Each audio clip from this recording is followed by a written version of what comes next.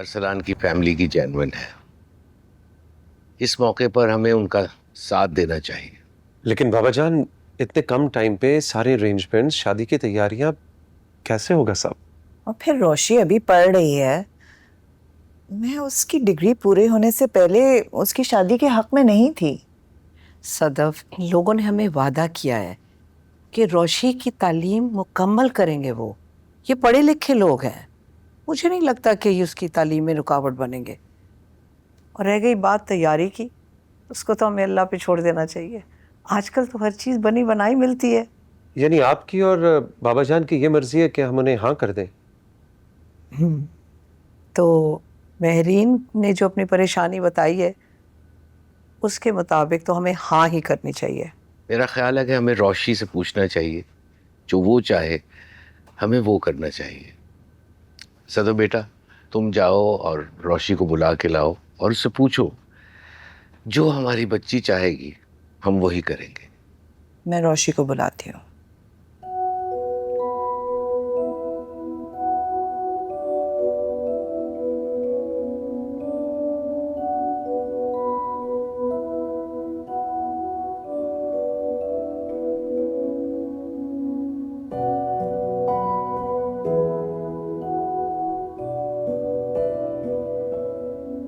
आओ बेटा। आप लोग बुला रहे थे?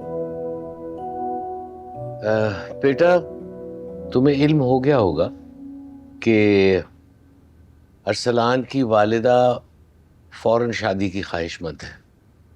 तुम बताओ, तुम्हारा क्या फैसला है? तुम जो कहोगी हम वही करेंगे। मुझे कोई एतराज नहीं है दादा जान, आपको ठीक लगता है तो ठीक है।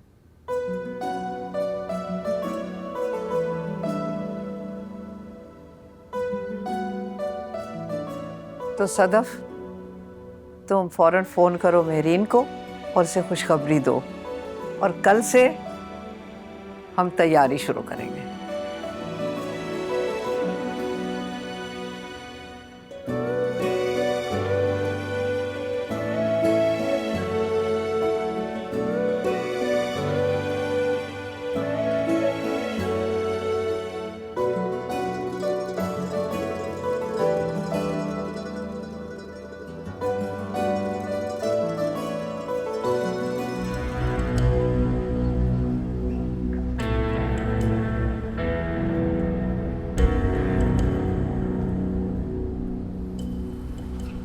चल क्या रहा है आखिर इसके दिमाग में?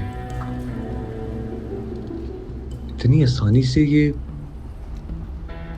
शादी के लिए कैसे राजी हो गई? अभी तो मैंने इसे सही तरह डराया और धमकाया भी नहीं था।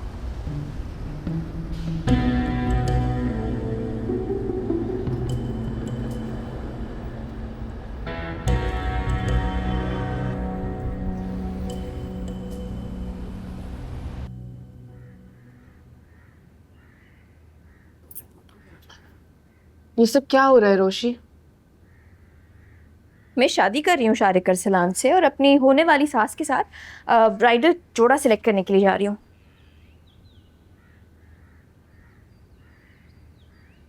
उन लोगों ने कहा भी था तो तुम क्यों मानी? 2-3 साल बाद भी तो शादी होना ही थी ना, क्या फर्क पड़ता है अगर अभी हो जाए। तुम खुश हो? हाँ, बहुत खुश हूँ। पता नहीं रोशी, मुझे कुछ गड़बड़ लग रही है। तुम कुछ बदली बदली सी लग रही हो। अजीब अब नॉर्मल तरीके से बिहेव कर रही हो। मुझे पागल और एबनॉर्मल कहने की बजाय अगर तुम मम्मी की तैयारियों में हेल्प कर दो तो बेहतर होगा। और हाँ, प्लीज़ मेक श्योर मेरे सारे जानने वाले एंड फ्रेंड्स को इनविटेशन चला जाए। आबिद अंकल की भी सारी फैमिली को बुलावा ज़रूर भिजवाना। तुम अपने साथ तलहा को अपनी शादी में बुलाओगी? हाँ बिल्कुल। और तुम्हें बुरा नहीं लगेगा? बहुत बुरा लगेगा। मैं पुरानी फिल्मों की हीरोइनों की तरह ना कोने में बैठ के चुप चुप के रहूंगी, और वो पियानो पर तेरी महफिल से ये दीवाना चला जाएगा गाएंगे।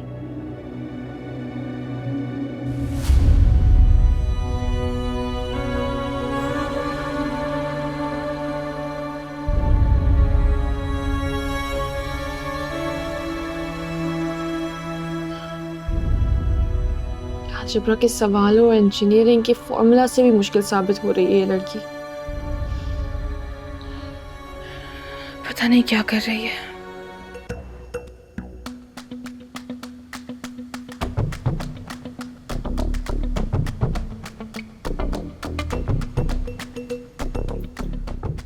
किशमिश, पराठा कैसा बना? ये पराठा है? हाँ, मैंने अपने हाथों से सूजी और मैदे का पराठा बनाया। आप आराम से खाएं, मैं दूसरा लेके आती नहीं, दूसरा नहीं जान, इस तरह का एक पराठा ही काफी है। हूँ। अच्छा, चख के बताएं जायका कैसा? हाँ,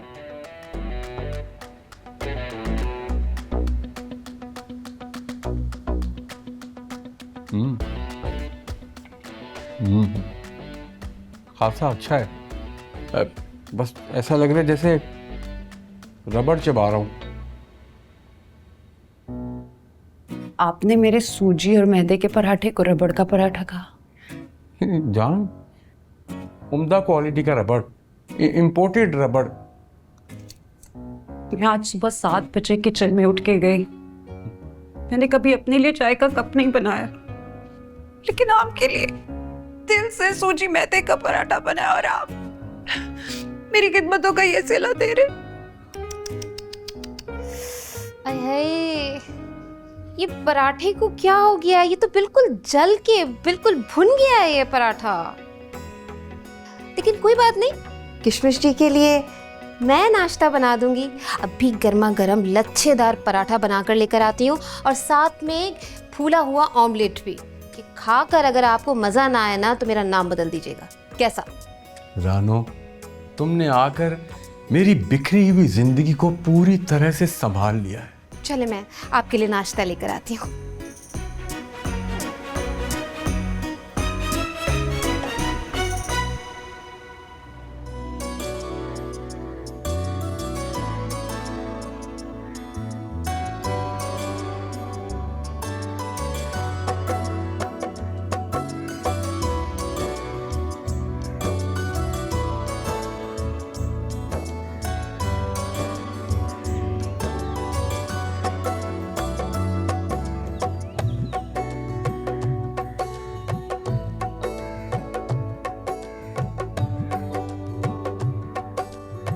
और बात सुने, इसके अंदर रंग तो है ना लाइट में, बस अच्छे तरीके से लगाओ। वो दूसरा बंदा कहाँ है? चलो पीछे आ रहे। चलो चलो, क्या ये तुम दो ही चीजें लाओगे? ये दो से नहीं काम चलेगा, 40-50 मेहमान आने हैं। और आ रहे हैं सब। हाँ। नाना जान, मैं सब काम करवा लूंगा, आप टेंशन ना लें, आप बस धूप में ना खड़े हुए। मेरी रोशी की शादी है, मैं सारी सजावट खुद कराना चाहता हूँ ताकि कोई कमी ना रह जाए। मैं सब काम आपकी मर्जी के मुताबिक कराऊंगा, आप बेशक चेक कर लेना। आप रेस्ट करें। यार, बाकी फूल भी ले आओ। ये इस कोने पे भी लगा दें इसको। और ये सब जाके तुम लगाओ। Okay okay. दादा जान,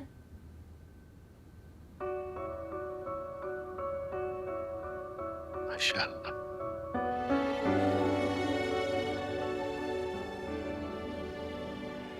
तुम ये कहाँ मटर गश करती फिर रही हो? तुम्हारे लिए चमन ने माही की तरह माहियों बैठने को एक कोना सजाया है। दादा जान, मैं माही थोड़ी हूँ, मुझे कोई कोने में नहीं बिठा सकता और ना ही कोई दीवार से लगा सकता है।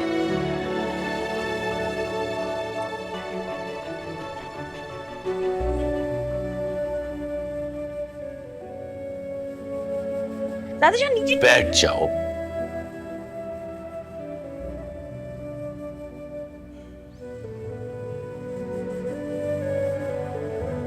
तुम्हारी यही बातें मुझे बहुत याद आएंगी।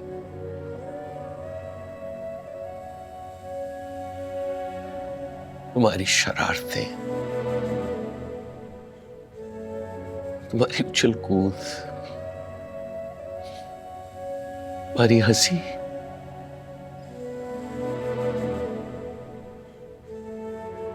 बचपना। मेरे बगैर ये घर सूना हो जाएगा रोशी। दादा जान, आप तो ऐसे जज्बाती हो रहे हैं जैसे मैं हमेशा के लिए जा रही हूँ। अरे अरे अरे माइयों की दुल्हन जमीन पे बैठ गई। आप दादा जानों की जमीन पे नहीं बैठे थे?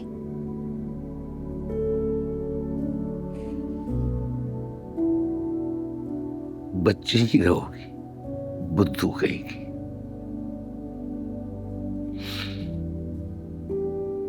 शादी के बाद अरसलान का घर ही तुम्हारा घर होगा ना।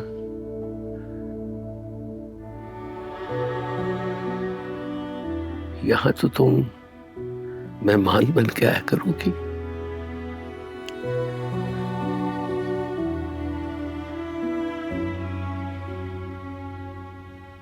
तुम जिंदगी में आगे बढ़ी हो,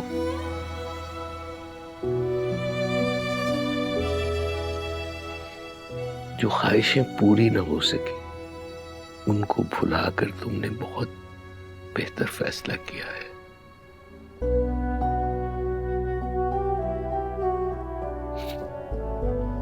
हमारी दुआएं हमेशा तुम्हारे साथ रहेगी।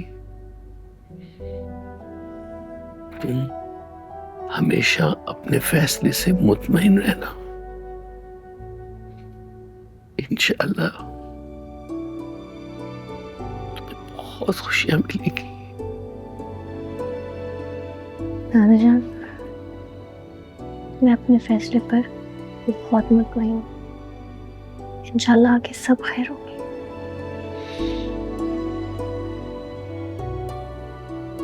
दादा जान,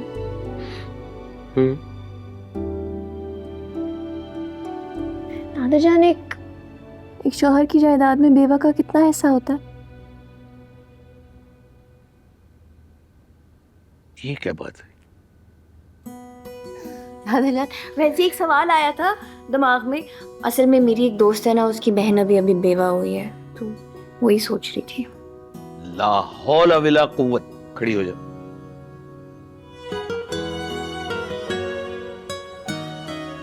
अपनी माइयों के दिन तो कोई अच्छी बात करो, कोई खैर का कलेमा मुंह से निकालो। देखा दादा जान, कैसे आपके जज्बात पे पानी फेरा है मैंने। आप खामखा इमोशनल हो रहे थे। चलो जाओ अपने कमरे, जाओ।